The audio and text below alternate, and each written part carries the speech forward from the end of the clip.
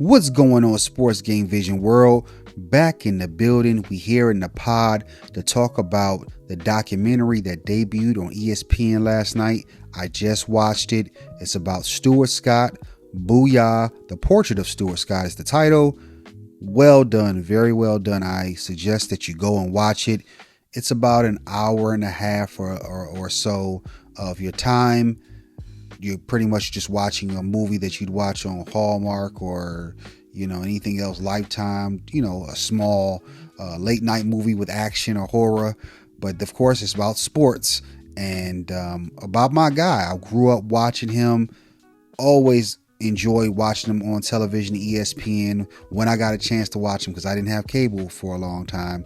But when I got over to Granny's house or somebody's house and I got to watch ESPN and I would see him, then of course when I got older and I had my own stuff, my own place, I was able to watch him a lot. He was a pillar of the company, in my opinion. He made you want to watch. You couldn't miss it. Whatever channel he was on, I see he started out at ESPN2 when he got to ESPN, and it was supposed to be the younger version of the Sports Center ESPN world. He helped take it off the ground, and of course he got moved on up to the big times. But because of his style and the things the way he talked and he brought culture into sports, the higher ups didn't always like it, but he got his opportunity and he flew with it. Of course, he became a superstar, broadcaster, commentator, pundit, everything, interviewer. And everyone loved him, from the celebrities to the politicians to the sports entertainers or performers. And of course, the broadcasters themselves and people around him, they loved him. You got to see behind the scenes of his life. He had left behind a lot of personal video that he did himself. He was pretty much social media himself before it was around. And he was recording himself in the early 90s and when he was single, and then when he got engaged and was married and had his family. So the director was able to put all that together, and I don't really want to spoil it for you. He has some good pieces in there. The way he put it together, things that Stuart did in the past was able to be woven into the documentary. He got to see his daughters and everything, his girlfriend before his demise. And it just showed, the struggles he went through to become the, broadcaster or the commentator that we loved.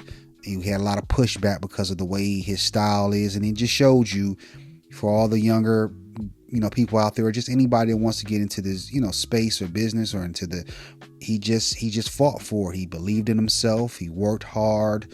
And he got motivated by what people said about him. Whenever they said he couldn't do something, he had to prove that he could do it.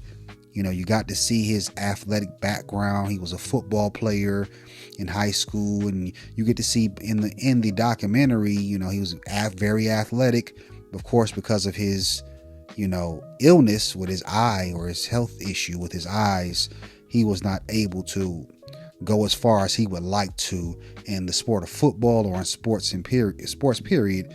But he was, has a background in sports as well, beyond the, going to school and getting his journalism degree, which they show in the documentary as well. He's very well versed, very well loved in the business. And obviously I suggest that you go check this out. It gives you motivation to keep going. He fought through not only his professional career, but also his personal life when he became ill with, cancer, and he fought very hard. I remember watching him, through those years, and, you got to see, I didn't know necessarily what was going on till, you got to see the physical difference in him losing weight and things. And he, obviously he let everybody know what was going on, but, he fought through it. He was still, keeping a positive and strong outlook for everybody, but especially for his daughters and his family. And of course, he had a lot, siblings and his parents.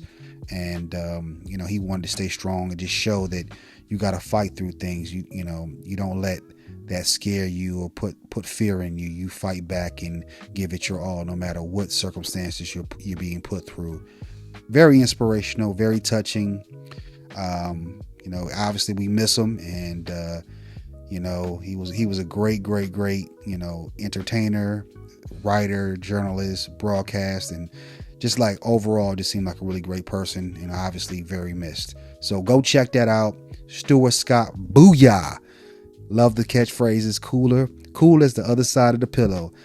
You know, just check it out, guys. I suggest you watch it. But anyways, I'm out of here. Like, share, subscribe, follow, and I'll be back. Peace.